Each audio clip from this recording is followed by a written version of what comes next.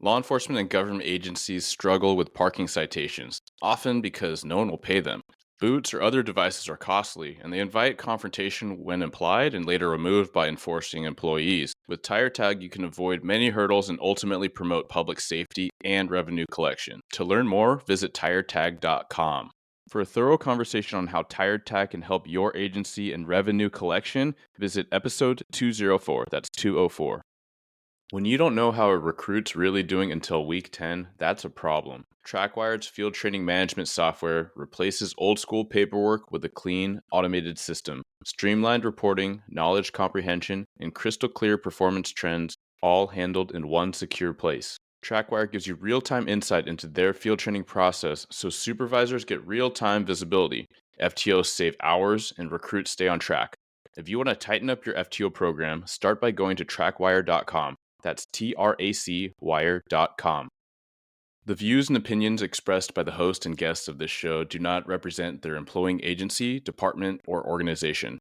All information should be regarded as anecdotal, contextual, and educational, and should not be misinterpreted as legal or medical advice. Welcome to Blue Grit Radio, the podcast that explores making better cops for a better community. I'm your host, Eric Tung. I've been an active police officer since 2007. We will dive into the aspects of police culture, health and wellness, leadership, and mindset. You'll hear from experts not only from policing, but all industries as they relate to being our best with purpose, passion, and positivity. Join me as we share stories, lessons, and advice so we can all be better for ourselves, our teams, our families, and our communities. All right, everybody, welcome back to another episode. Today I'm joined by local Chief Lowe from Redmond, Washington. Chief, thank you so much for coming on the show today. Hey, thank you very much for having me. Yeah, absolutely. So we're talking about leadership. We're talking about innovation.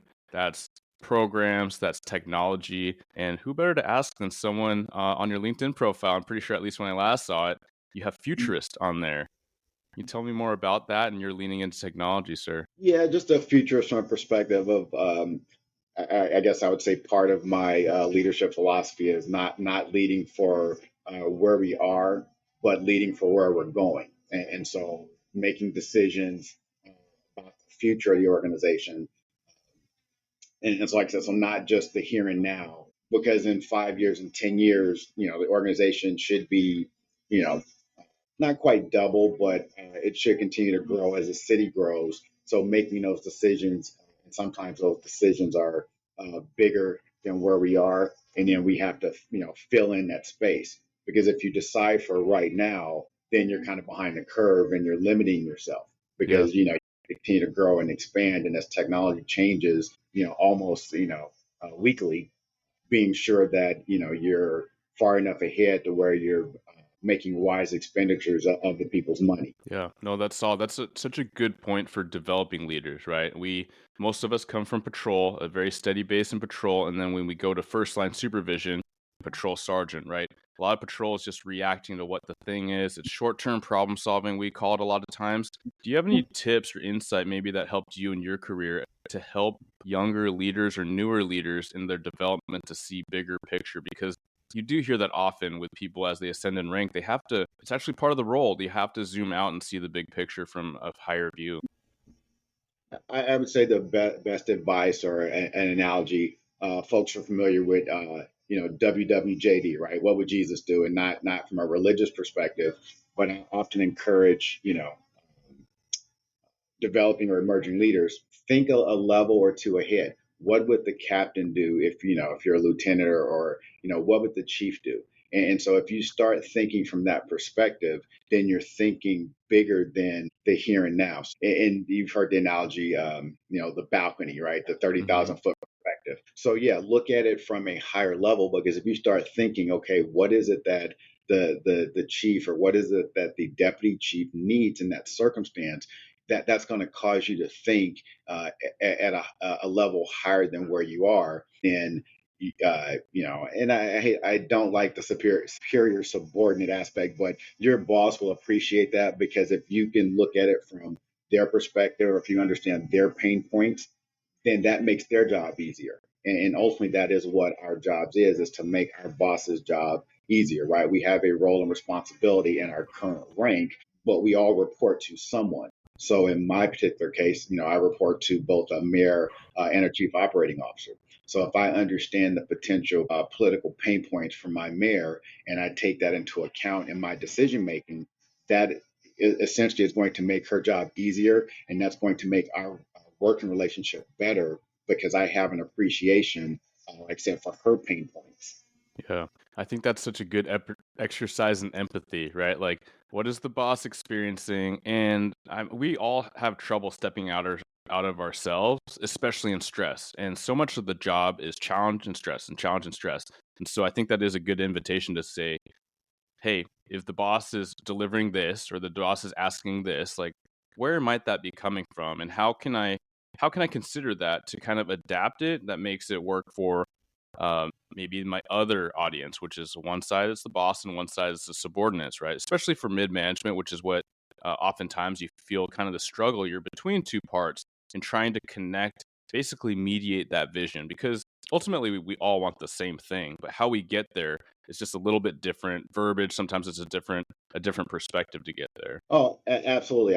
I was, I guess, fortunate enough to spend, uh, got 17-ish years in that middle management space. And you are conflicted because you really are the conduit both up and down the organization. And so you need to have an appreciation for what I'll call senior command or your deputy chief's perspective. Uh, you're no longer a first line supervisor, so you're not technically quote unquote, one of the guys or gals. Hmm. You're in that I don't want to call it that void, but you're in that space, right? Yeah. So you really have to be able to navigate it. And yes, it can be challenging because you're not that far removed. And you always hear, oh, command this and command that, and oh, command forgot where they came from, and you don't forget where you come from, but your role and responsibility is different, and your obligation to the organization is different. And it's always about the people, but the role and responsibility sometimes changes in the focus, has to be on organization and deliverables and those types of things, and you accomplish that through your people, so you never lose sight of the people, the boots on the ground actually doing the work, but your focus, you know at times has to be, I say organization driven, supported by the people doing the work. Yeah. Do you have any tips for people that are in that space where I think a lot of people can resonate with that. It feels like a void sometimes where you can't win with the troops and you're trying to win from above and you're like, can we just get along and we all want this thing? Any tips or advice for people that are in that mid-management space, like the LTs and command out there? Just understand what your role and responsibility is. And again, you never lose sight of where you come from, and you always take care of your people, but you have a role, a responsibility, and an obligation to the rank that you have. Even I as chief, I have to at times make, very difficult decisions on a human level, right? I at times I make decisions that impacts people's lives, careers, et cetera, both positive and negative, right? So even when it comes to promotion, which is a very positive thing, right? There are a lot of factors that go into that decision. Just factors other than just where they placed on a list or how they scored on a test. Are they ready? Is that the right thing for the organization? Is the other side of it comes, when in on the discipline side, right? You make decisions that again that impacts people's lives and careers, and it's not just the employee, but it's their family. If they made a mistake and they're going to, and I won't say suffer, but if there's going to be some type of discipline imposed, it's not just, on that person. That impacts their family because let's just say it's some type of loss of pay. That has a financial repercussion, and you can't lose sight of that. As a leader, yes, discipline is about changing behavior, and yes, you want them to understand. And sometimes, mistakes are significant enough that it does require, some type of punitive, response to show that we are able to, in fact, police ourselves, et cetera, but not losing sight of the I'll call it downstream implications, on family and stuff. And so there's a lot that goes into it. For that middle manager, again, it's just understanding what your role is, within the organization, never losing sight, of the people and understanding that every decision impacts a person. And so don't lose sight of that. Yeah, yes, make the decision. Yes, be accountable to your role and responsibility to your organization, but don't lose sight of the fact that every decision impacts a person. Yeah.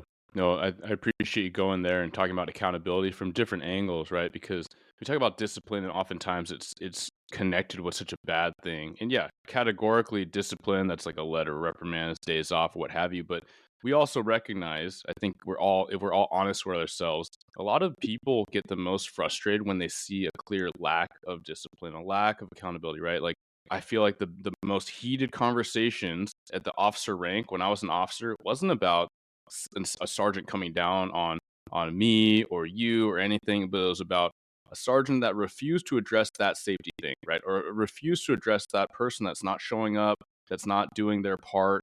And similarly, like I've seen that develop as you ascend in rank, right? It's sergeants getting frustrated that other sergeants are held to a different standard or lack of.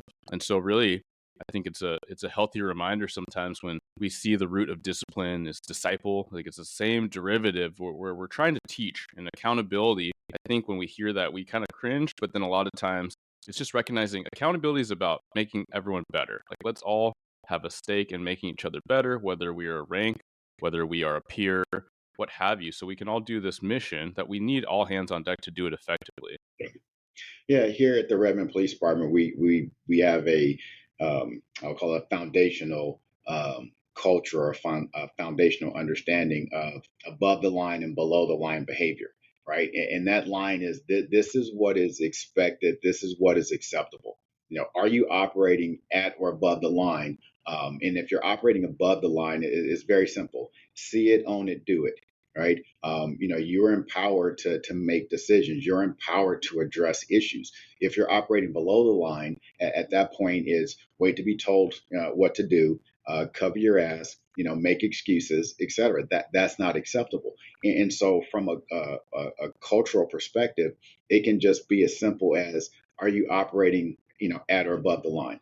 And it can be just that simple. It doesn't have to be, some, very tense conversation. It doesn't,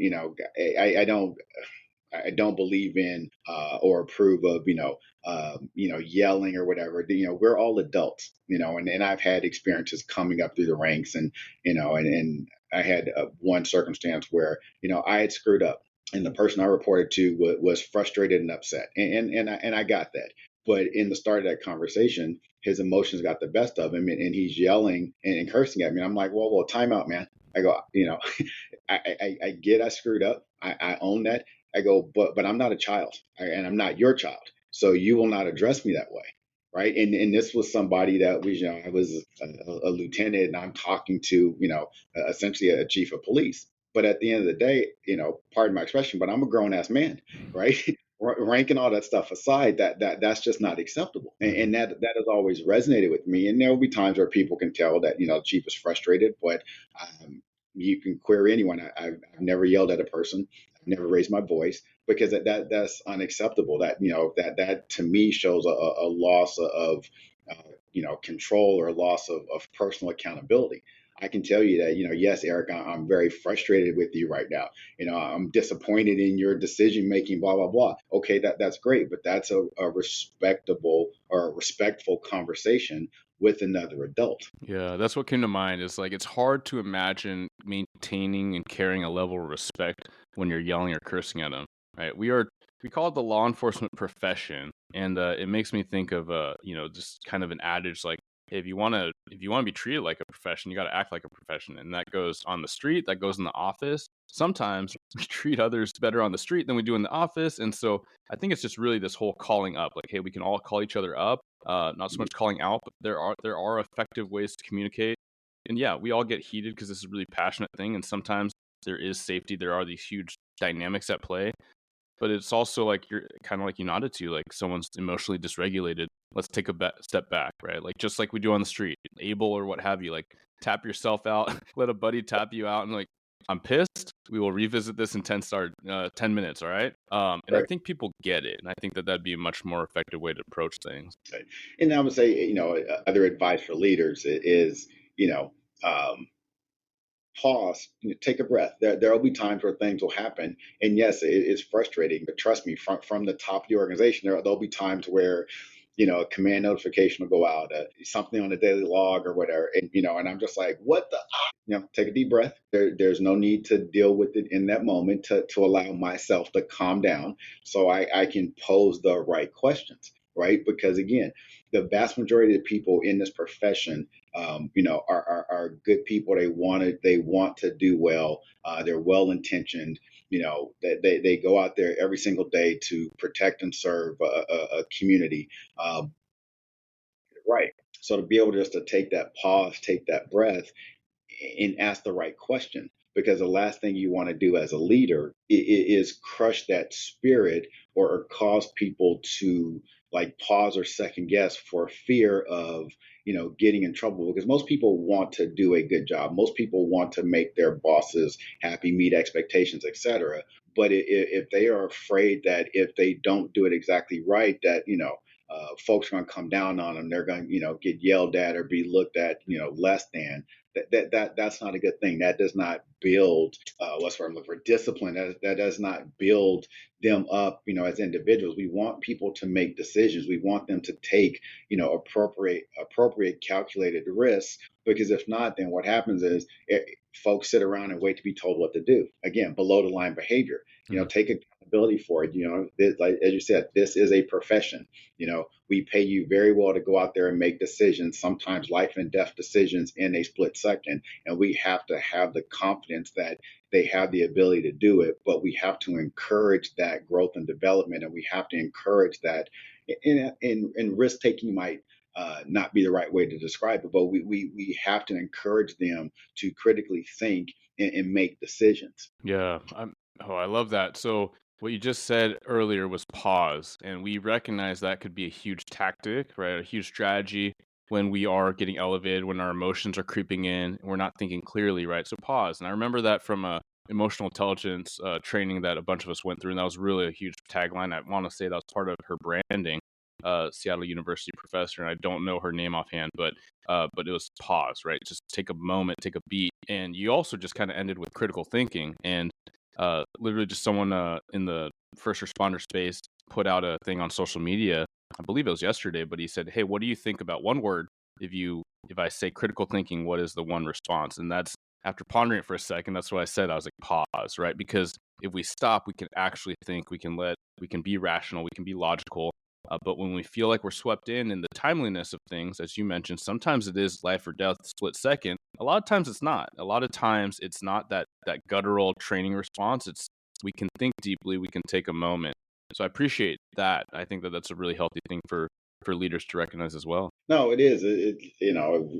Before we start recording, I said, this position is the most political, apolitical position you can find. And if you don't understand it and master it to some degree, it will eat you alive. Mm, You have to understand there are so many, intricacies and nuances and different things. And then keeping it, kind of in that leadership context, understanding there's an expression that says, the higher up you go, the less you do, but the more you're responsible for, mm, right? And if you think about that, yes, it's very true. You're not on the road anymore, right? So you're not boots on the ground, but I'm responsible for everything that any person wearing a Redmond patch does out there, and that essentially could cost me, my job, almost in my career, but it could cost me my job because of yeah. a mistake made by somebody else, because I'm responsible, for outcomes, both good and bad. And you have to keep that, keep that part in mind. And I think the grounding aspect of it is not to forget where you came from, right? Yes, it's cool to have, the gold on your collars, be it stars or bars, but with those stars and bars comes tremendous responsibility, not just for yourself, but for those that you're responsible for taking care of. And that's ultimately what it really is about. When you take these, leadership roles and positions, I mean, yes, it comes with, pay and status and blah, blah, blah, but it really comes with greater obligation and responsibility to care for those who are doing the work, and care for those in the organization, both on the commissioned and support side. Because the reality of it is our support team members, they are the backbone of the organization, right? When people say patrol, well, yes, patrol is the the primary response of police officers, but we couldn't do what it is we do without those folks processing reports, dispatching, Hmm. doing all that back end stuff. That if you looked at an officer and says, "Oh, well, I need you to go," process reports or do public records requests, their head would explode and be like, "Wow, exactly." Those people are critically important to what it is we get the privilege to go out and do, for our communities. Yeah, I love that shout out. Shout out to the support staff and the civilians, right? Because the place would not be standing, without them. And I think that we talk about the thankless job in policing. It's really the thankless job behind the scenes. I think a lot of times CEOs and support staff, like they don't get the stuff dropped off, or they don't have people in public saying thank you. People usually at the front desk are not in a mood or state to say thank you right there in the moment. Sometimes they are, which is great. But yeah, no, I appreciate that, and also an element you said, which is, it's about that different layer of stress, and I think that people get it when they're responsible for somebody. Parents get it, coaches get it, teachers get it, but then when you're let's rewind back. When you're a field training officer and you got somebody, you have a human life, you have a soul with a family that you're responsible for, and when that soul is not seeming to grasp things, and you're worried about their welfare, your welfare, what's going to happen to the family if something happens to this this gentleman or this lady in the seat next to you. Are they fit for this job? That's such a different layer of stress, and then you carry it on. It's not to say it's greater stress. It's just a different, very significant stress when you're responsible for people, because I think most sergeants can think about when they were new. You're not the first one on scene most of the time, and you're listening to people on the radio, you're listening to how the call is developing, and there's a little bit of that necessity to get there quickly, but you have to kind of release control and just kind of hope that you gave them what you could. They have the skills, the training, and the decision making to handle as best they can until you get there to just kind of coordinate them. And so I think that's a lot of the stress that most people can start to kind of identify with. No, absolutely. And even here, you listen to the radio and you're like, oh well, this, that, and you have flashbacks, so called, to your glory days of, when you're in the field or whatnot. And Hmm. and that's where, the, I call it, the organizational culture comes in, that to have those conversations, and both at the squad level, but even higher up, at the command level, to say, okay, hey, let's kind of like, let's dissect this call. Let's look at it from a command perspective, or hey, I heard this call transpire, over the radio. Here's what my thoughts are, as a chief of police. Right, the call went fine. There was no injury, no, negative media attention. But hey, here's a couple areas where I think we can do better, or better yet, why exactly did we do it this way? Can we revisit this? Or that's also an opportunity for them to say, well, no, chief, it's X, Y, and Z. So to inform and educate me, because again, I'm no longer boots on the ground. I'm not on the road anymore. So I'm looking at it from a different perspective. And Hmm. so to be able to have those conversations, and nobody's in trouble. It's just a matter of having a candid conversation. As I like to say, it's a matter of calling balls and strikes. Right. So on this one particular call, there's an aspect of it where I don't think we asked the right questions. I think we just instinctively or reactively went, made a request. Whereas if you look at the circumstances of the call, it didn't make sense. But I also have the luxury of, I'm not in the call. I'm not in the heat of the moment. You know, I'm the chief driving back from picking up lunch, right? But I'm hearing the call and listening and going, okay, well, what about this? What about that? So Hmm. it becomes a teachable moment. But it also shows, my lieutenants, here's how I expect you as a middle manager to think and look at this circumstance critically. These are the questions to ask. These are the conversations to be brought up, in the next briefing when the squad debriefs it, to say, hey, well, what about this? And it can be, and I encourage people not to use the what the chief said or what the chief wanted to know, because to me that's leadership cowardice, right? Hmm. To understand that, hey, from a management perspective, when they say command, and it's funny for new commanders, because they are just one step removed. I go, they're talking about you, right?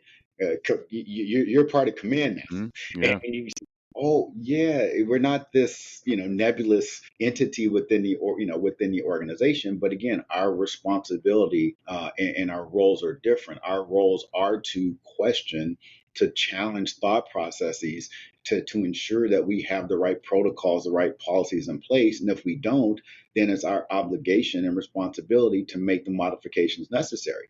I'm sure you can relate. How many policies do we have that are antiquated, that no longer fit with the current realities, of Hmm. society or on the road? Well, that's here. When you raise your hand and said, put some gold stuff on my collar, that is what you signed up for, is to deal with those aspects of it. Because again, that is what is going to make our people's jobs on the road easier. And that's what our responsibility and obligation is to them, is to remove those impediments from them, to make it as easy as possible for them to go out there and do their jobs in the most effective and efficient way possible to protect and serve our communities. Yeah, and you make a really good point, right? When you're like, "Hey, command wants to know," or chief wants to know, well, you're avoiding that key word that you said earlier in this conversation, which is ownership. And I think everyone can appreciate the value and the necessity of that. But you're kind of releasing, you're like, "Hey, the boss wants to know. I don't care, but I'm being told to ask you." Whereas, like, there's different ways to do it, and I know that sometimes some level of transparency is really helpful. It's like, well, you didn't have a question about it before, and it's like, well, I had a conversation with the boss, and I see the point now. I see his perspective. This is kind of where we're coming from, and we want to make sure. You also did a good job kind of underlying that. Yeah, your review is not in the moment. However, let's not forego the opportunity to come together and find better best practice, because sometimes people are so worried about that. Where I have a new sergeant I love how he does it. He kind of came up on his own in doing kind of critiques after action report, whether it's use of force or pursuits. But he says he has this like little chunk of text, which is basically like, "Hey, I have the benefit of reviewing all these things that you might not see all these things when you're driving, 80, 90 plus miles per hour. However, this is like a full after action review with the intent to develop training and best practice," right? So it immediately for the reader kind of brings down the pressure. It's like, "Hey, I'm not saying that you're going to see every single angle and get to rewind it. No, you don't do that in real time. You're going to have tunnel vision and things. But it's to say, like, this is where I'm coming from and this is my intent. And let's have a positive conversation." So I love that, and I think it really makes people a lot more open to that kind of thing. Sure. Well, you look at teams, right? And we are a team. The best and most successful teams hold each other accountable. The best and most successful teams, you'll hear when the team's struggling, what do they do?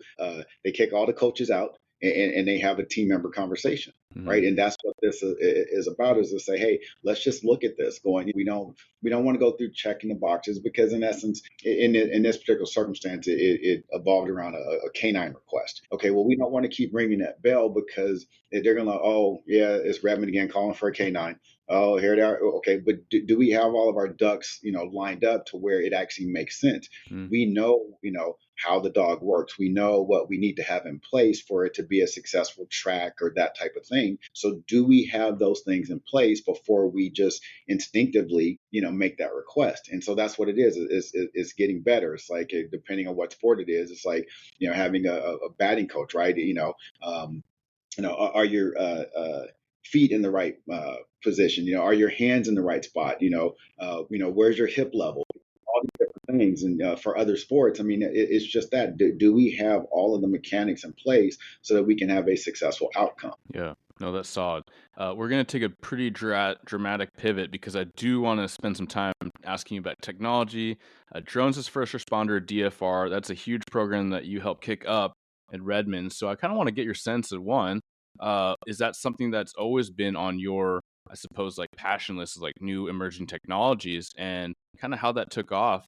There are so many factors that impact the well being of law enforcement officers, from wellness topics and developmental content to organizational expectations and social connections. RippleWorks solves that problem by providing anonymous check ins, so each officer can get exactly what they need and want for prime performance, while agencies learn in real time how their people are doing through analytic dashboards. Take a look at RippleWorks today at www.rippleworks.com and schedule a demo. That's rippleworks.com. Pun not intended, but I'll intend it now with the drone program there. Yeah. So a couple things before we get started. I'm gonna give a shout out to Steve Lincoln, who's a former sergeant of ours, who Oh went yeah. over to the sector, and then my current chief pilot, Scott Scalepi. So they are responsible for getting our program up and running. So got to shout out to the people doing the work. Nice. Yeah. So for me, where it came from was I was fortunate enough to come up from Santa Monica, California. We had a drone program down there. I'll call it a DFR 1.0. So with the visual observer, the whole 9 yards. So I was familiar with it. When I got up here, as a new chief, that wasn't the time to, start rolling out technology. We were, post George Floyd, we were COVID, there was a whole lot of stuff going on. The timing became right, and Steve and Scott had a passion for it. I was familiar with it, and so it was easy for me to basically give them the green light. And so how our program evolved was they had a passion, wanted to do it.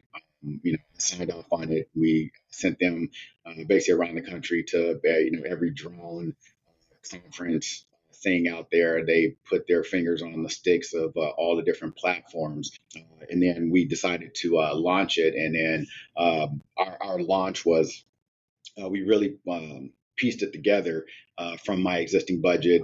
We basically took a DJI Dock 2 at the time, patched it together, did it from the roof of City Hall. Fast forward, there was some flight control software that became available.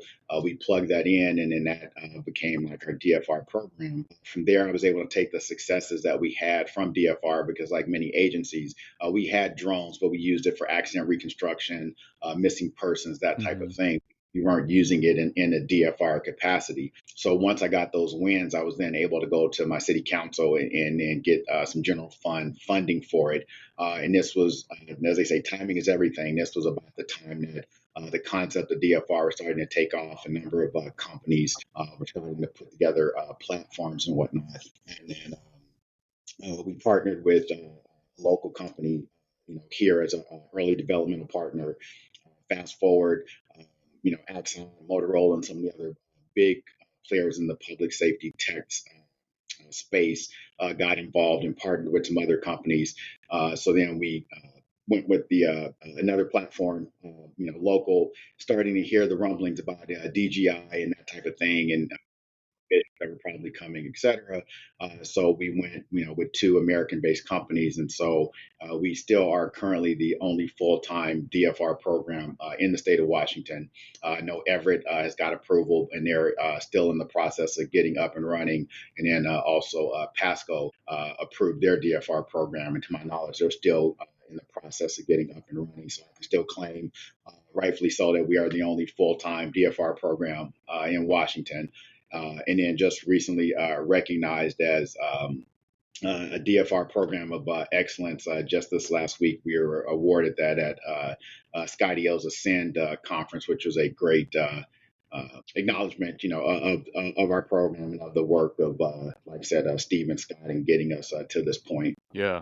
No, thanks for that really thorough run through. A few things I think people can focus in on, kind of some main steps I heard. One is you highlight the people doing the work. They had the passion, right? So you just kind of had to give them the mic and let them go with it. And then it was enabling, empowering them, right? So you're talking about sending them to things so they had the right resources, the right input to do the research and really build this the right way. And then you're getting support and buy-in, because you do need that. You need that for a funding purpose. You need that for approval. You talked about political, apolitical, I suppose, aspects of being a chief. And for some folks, yeah, uh, drones, it's just kind of like another prong of police work. But for others, they're talking about privacy and all these things and governmental interest. Did you run into any of those types of challenges? And if so, what were some things that you kind of had to work through to get your program up as robust as it is? Oh, absolutely, especially here on the east side. Yeah. So the privacy concerns, are legitimate, and so you have to take that into account. And so how we addressed it, how I addressed it, as the agency head and in support of the program was to acknowledge those fears and concerns, to educate myself with the aspects from the ACLU, what their concerns were, what their recommendations were, and then to address those things head on. So we have a transparency portal, if you will. So we have a dashboard, so anyone can go to the Redmond Police Department's website. They can go to our DFR program and they can see all of the information. One of our primary vendors also has a forward-facing customer portal, so they can see all the information. So there's two levels of redundancy or two levels of transparency for the public as it relates to our drone flights. The other part, and I think a critical portion of it for us was our cameras pointed at the horizon on when we depart or and respond to a call. And Mm, then when we come back from the call, the camera goes back to the horizon. So we're not looking at the street or looking, in backyards as we go, because that was the thing I kept hearing. Oh, I don't want, police looking in my backyard or this or that. And so, okay, well, when we go to the call, the camera's pointed straight out. And my running joke is we have some phenomenal pictures of Mount Rainier on great days. So we're going to make postcards to help fund our program. yeah. Uh, so when we get there, and then as the drone starts to arrive, the camera then starts to rotate down, and then we start awareness, for the officers and what have you. So that was one of the key ways of going about it and addressing those concerns. Yeah. No, very nice. And yeah, I did get to see a pretty impressive display and demo from Skydio. And I think it's helpful for folks that aren't super familiar. Maybe they don't have a partner in the area that uses a DFR program yet, but it's to say that there's so much, kind of like Chief said, there's so much using drones as like an asset, like an extra visual or kind of some surveillance aspect to this tactical situation or to get this angle. But also it's used for a lot of agencies to clear out kind of these non-emergent calls, right? And so an example that I heard that really resonates, at least for like my area of town, is or probably most areas of town, truly, but someone in crisis or a call of someone in crisis and kind of yelling at the sky. Well, we know that sending two cops sometimes can escalate the situation. There might not be no crime, they might not need anything, or they might not even be there. And so you're going to tie up potentially two or more officers to sit in traffic, go all the way up there, or you can fly a drone over and say, well, he's just sitting in a parking lot right now, minding his own.